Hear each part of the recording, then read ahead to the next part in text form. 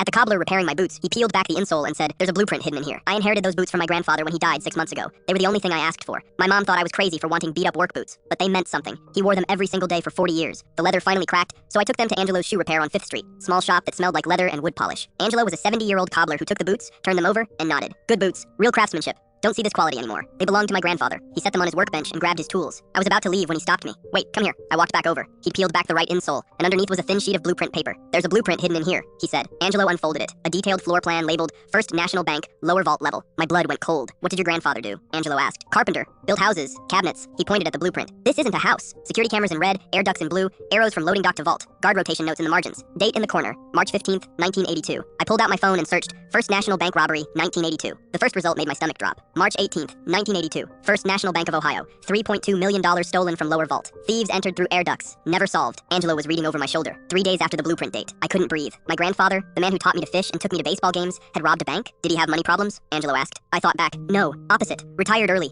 Paid for my mom's college in cash. Bought their house outright. Angelo folded his arms. Or he was very good at something else. I picked up the blueprint with shaking hands. I need to check the other boot. Angelo grabbed the left boot and peeled back the insole. Another blueprint. This one labeled Second National Bank. Underground storage. I searched that one. June 1985. Second National Bank. $1.8 million.